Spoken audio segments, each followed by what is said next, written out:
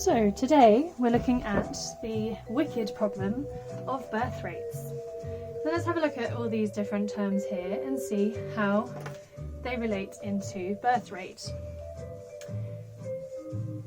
So I'm going to have a look at this via the method of causal loop diagrams. So let's just start with an initial interest in the history of antinatalism.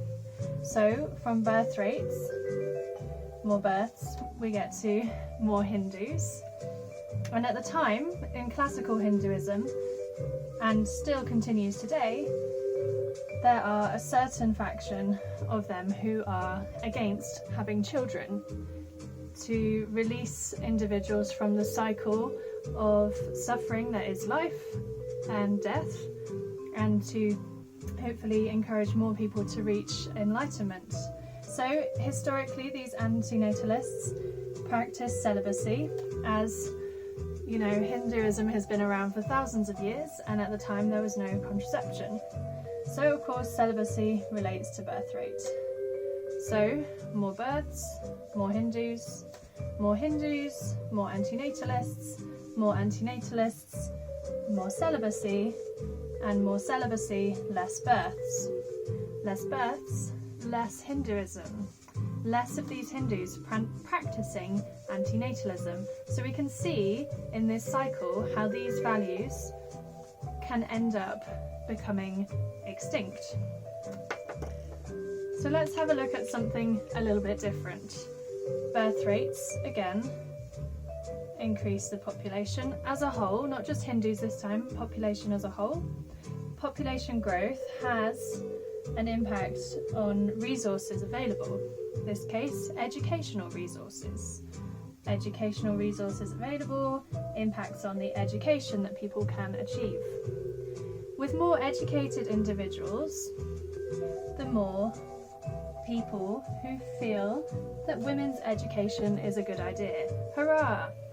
And what has been shown is that the more years of education that a woman has, the less children that she is likely to have. So, birth rates are positively related with population. The more population, the less resources there are available, thanks to our current methods of distribution of resources. Educational resources impacts on education, and in turn, women's education. More education of women, less birth rates, less education of women, higher birth rates. So, how does this all relate to our LUMES perspective of the environment? So, I'm drawing you around from birth rates now to education as a whole. So we're thinking about women's education, we're thinking about education, we're thinking about resources here. So incorporating this circle here with this word. Education leads to environmental awareness. It's been shown that the more education someone has, the more aware they are of environmental degradation. More environmental awareness, more climate action.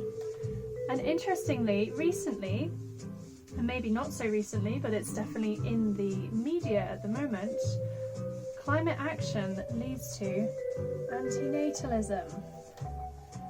So people have realised, as per research, that the largest carbon output that someone can have in their life is having a child. So why have them, hey?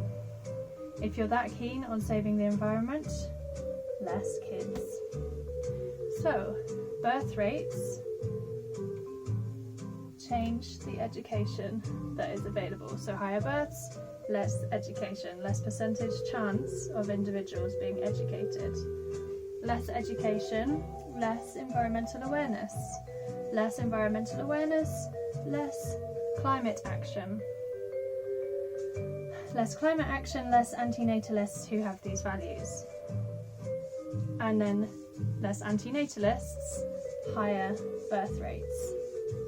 So we can see how values perpetuate. So, you know, here with Hinduism, the less Hindus there are, the less celibacy there is. And here with the less education, then the less environmental awareness there is. So it's a careful balance here to be struck. So we can see this is a reinforcing cycle, whereby the less births there are, the less environmentalists there are, which is a high risk, particularly for our perspective on things. Here, the loop is also reinforcing. So, fortunately, more education equals more women's education. However, as this feeds into this, we need to be careful about what action those women who are educated take in terms of their environmental impact and their environmental goals, I suppose. And finally, this loop here is balancing. We have seen historically that despite Hindus practicing celibacy, there are still Hindus out there, but this view of antinatalism is more of a fringe perspective. So here's my series of causal loop diagrams, all relating into birth rates and value systems.